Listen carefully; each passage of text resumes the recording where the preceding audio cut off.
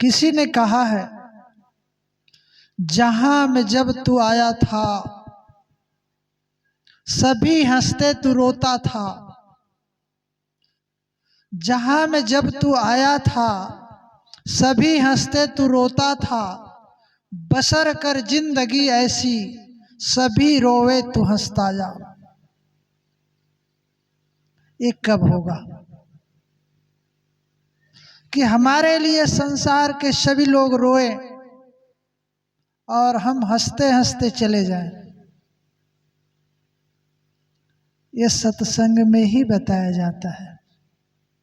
सत्संग की चर्चा हम लोग बहुत सुन चुके हैं, आज भी सुनने के लिए यहाँ बैठे हुए हैं। सत्संग हमारे जीवन में परिवर्तन करता है। सत्संग से आदमी का जीवन में बदलाव आता है। वह बदलाव का समय आज है। एक कहानी के माध्यम से अपनी बात प्रस्तुत करूंगा।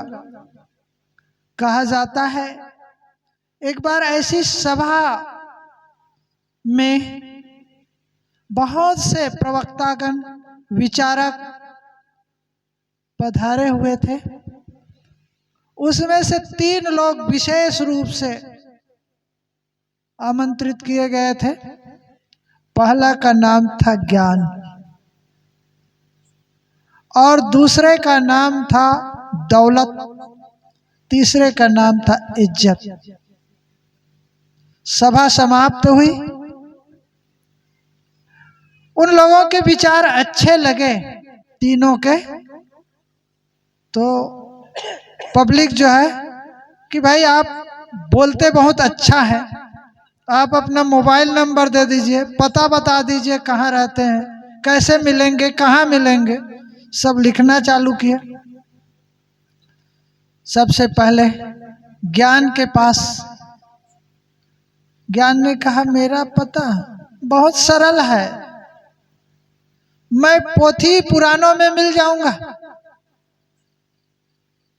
जब भी मुझे ढूंढना चाहे पोथी और पुराणों में, कुरान और वेदों में, आप धर्मशास्त्रों में मुझे ढूंढिए, मैं वहीं मिल जाऊंगा। ठीक है। दूसरे को, दौलत को लोग पूछे कि आपका पता। दौलत कहती है कि मैं तो सबके जेब में ही रहती हूँ, बाहर ढूंढने की आवश्यकता नहीं है, सबके घर में भी राजती हूँ, और अधिक जब हो जाती हूँ तो बैंकों में, निप के कोषागारों में। और मुझे ढूंढना तो बहुत सरल काम है, मुझे जब भी याद करोगे ना तो बैंकों में जाकर के ढूंढ लेना। आज के समय, पुराना जमाना का समय होता तो कहते हैं कि अमुक जगह गाड़ा है तो अमुक ये है वो है। आज का तो बैंक में जाएं, लाकर खोलें, सारी चीज मिल जाएंगे। बहुत सरल पता है मेरा। अब तीसरे का नंबर आता है कि आप अपना पता बता दीजिए, नाम बता दीजिए, नंबर दे दीजिए। बिल्कुल चुप। तीसरा प्रवक्ता बिल्कुल चुप, कोई उत्तर नहीं दे रहा।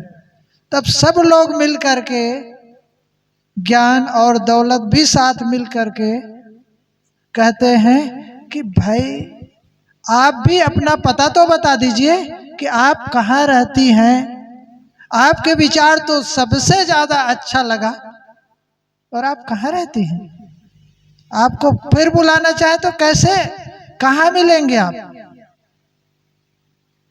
दौलत कहती है अफसोस है, मैं एक बार चली जाती हूं ना तो फिर से वापस आती ही नहीं। इज्जत कहती है कि मैं एक बार जब वापस चली गई तो फिर वापस नहीं आती। सज्जनों, ये इज्जत है। एक बार हमारा नाम बदनाम हो गया तो मरते दम तक वही नाम चलता है। आज इस गिद्धेश्वर धाम में यहाँ दूर दराज से संत भक्त विभिन्न लोग पधारे हुए हैं। इसमें से किसी से बोलते नहीं बना, व्यवहार करते नहीं बना। तो 10 साल बाद भी यदि आएंगे ना तो अंगुली दिखाएंगे कि यही साधु है, वो मंच पर से कुछ कुछ बोल रहे थे। तो 10 साल बाद भी वही याद आएगी। और बहुत से लोग अच्छी अच्छी बातें जो बताएंगे वो याद नहीं रहेगी। अभी आप सुन ही रहे थे ना हमारे साहब से, अंगुलीमाल, पता नहीं अंगुलीमाल बुद्ध के जमाने में हुए और बुद्ध को लगभग 3000 साल हो गए। 3000 साल बाद भी आज अंगुलीमाल ने अपने जीवन में सुधार किया, फिर भी हम अंगुलीमाल के ही नाम से जानते हैं उनको। एक गलती कितना बड़ी समस्या पैदा कर देती है, चाहे अंगुलीमाल हो चाहे रत्नाकर हो। रत्नाकर भी एक खूंखार डाकू के रूप में जाने जाते हैं। कितने वर्ष हो गए, पूरा एक युग बीत गया, फिर भी हम आज भी उसको रत्नाकर और अंगुलीमाल के नाम से जानते हैं। उनका नया नाम बहुत कम जानते हैं। अंगुलीमाल कह देने मात्र से सब लोग जान जाते हैं। सज्जनों, ये जीवन जीने का कला नहीं जानते हैं, तब ये स्थिति आती है। रावण कब हुए हैं? राम के जमाने में ऐसा कहा जाता है, लेकिन आप वाल्मीकि रामायण पढ़िए। वाल्मीकि रामायण संस्कृत में है और उसमें यह लिखा है कि राम और रावण के पीढ़ी में, समय में, काल में बहुत ज्यादा अंतर है।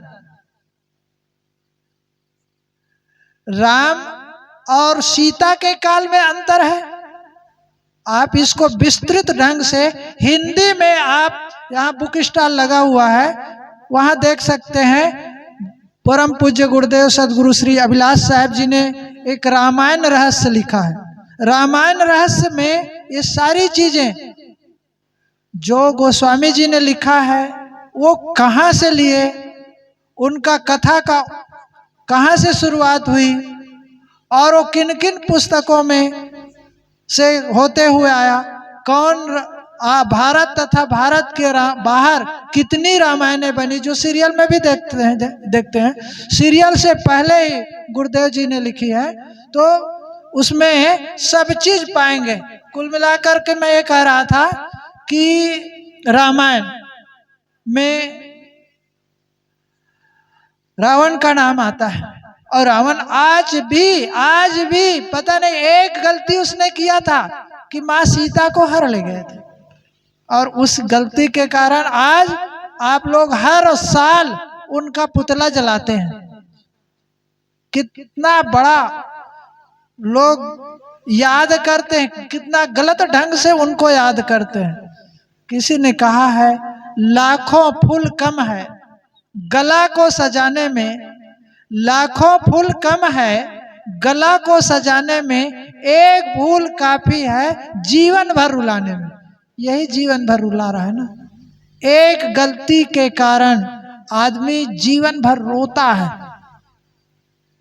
ये गलती हमसे ना होने पाए, ये हमको ध्यान देना है। हम अपने जीवन को इस ढंग से जिए कि कोई भी इसमें दाग न लगने पाए। इसीलिए सदगुरु कबीर ने कहा, दास कबीर जतन से ओढ़ी। और लोग तो दाग कर देते हैं कपड़े में, लेकिन साहब ने कहा है कि जतन से जो के त्यों धर दीनी चदरिया। इस चादर को, इस मनुष्य शरीर रूपी जो चादर हम लोग पाए हैं, उसको इस ढंग से जिए कि साफ सुथरा बना रहे, हमारा नाम बदनाम न हो, इज्जत कभी ना जाए। जिसके जीवन से इज्जत चली गई, एक बार जो आदमी बदनाम हो जाता है उसको श्रद्धा से कभी भी नाम नहीं ले पाते। कुछ लोग कहते हैं एक गलती तो है हमारे जीवन में, कोई बहुत बड़ी नहीं गलती करते हैं, कभी कभी कर देते हैं। कभी कभी शराब पी लेते हैं होली के अवसर पर, कहीं जुआ खेल लेते हैं, कहीं तंबाकू खेले, रोज थोड़ी खाते पीते हैं, बहुत गलती नहीं है। सदगुरु कबीर ने कहा है, एक साधे सब साधिया, सब साधे एक जाए, जैसे सींचे मूल को फूले फले अघाए। एक कहानी मुझे याद आ रही है, हमारे बीच साहब जी विराजमान हैं, उस थोड़ी से मैं चर्चा करके अपनी बात समाप्त करूंगा।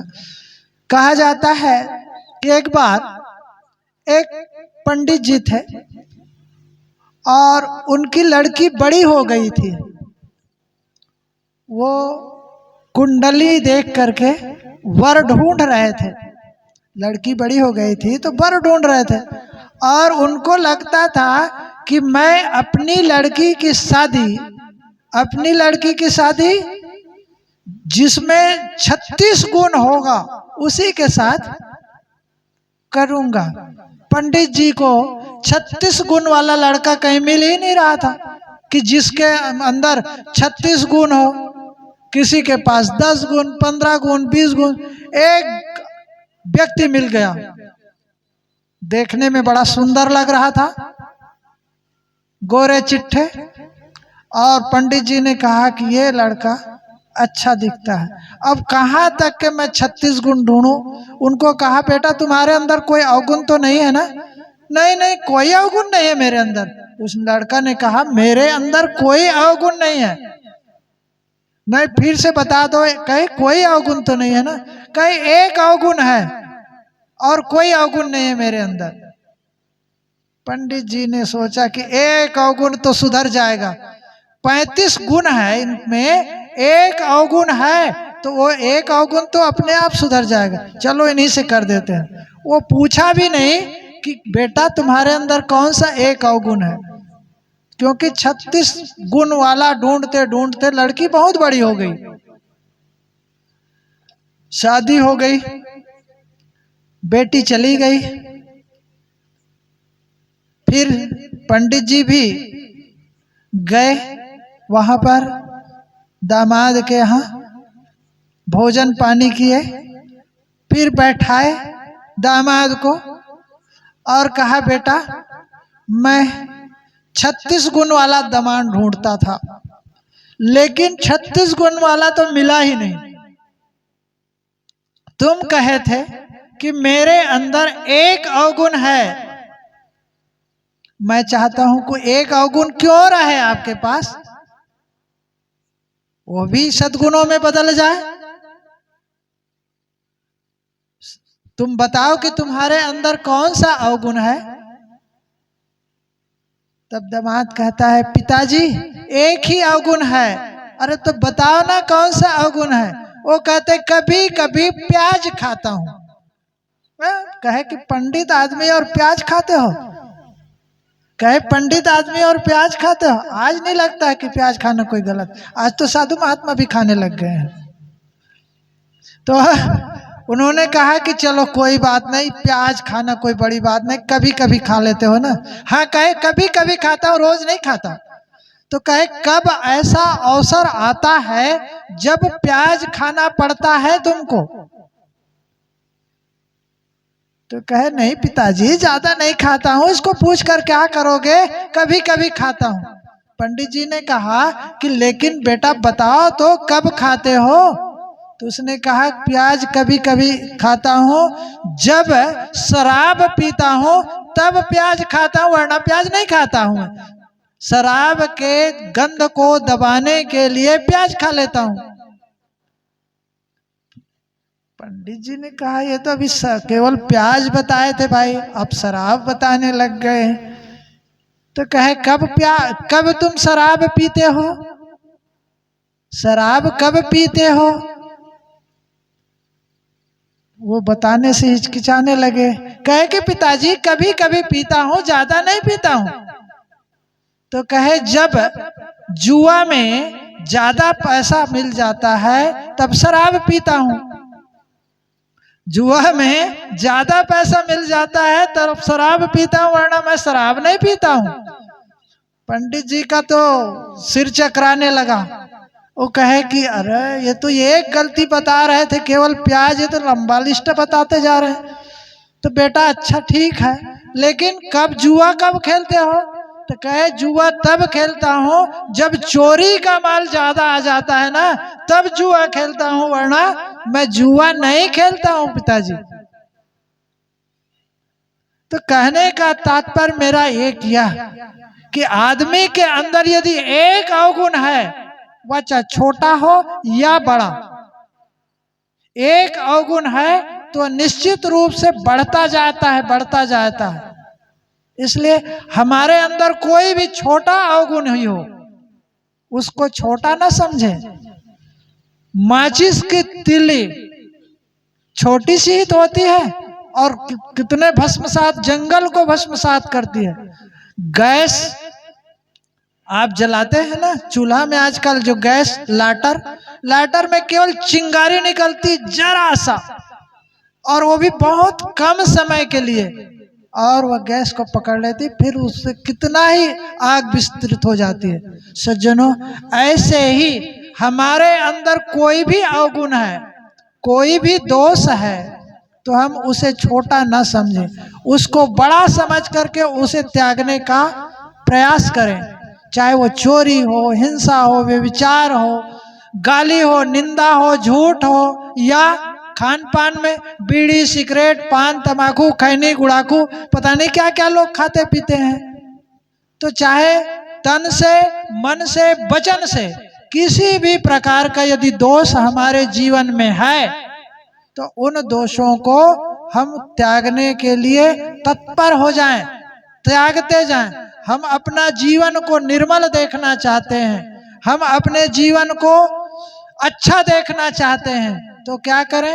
एक एक दोष छोड़ते जाएं और आपका जीवन एकदम निर्मल हो जाएगा। हम अपने जीवन को निर्मल बनाने के लिए यहाँ बैठे हुए हैं। सत्संग का आयोजन ही उसीलिए होता है। सत्संग का आयोजन इसलिए होता है कि जीवन को निर्मल बनाए।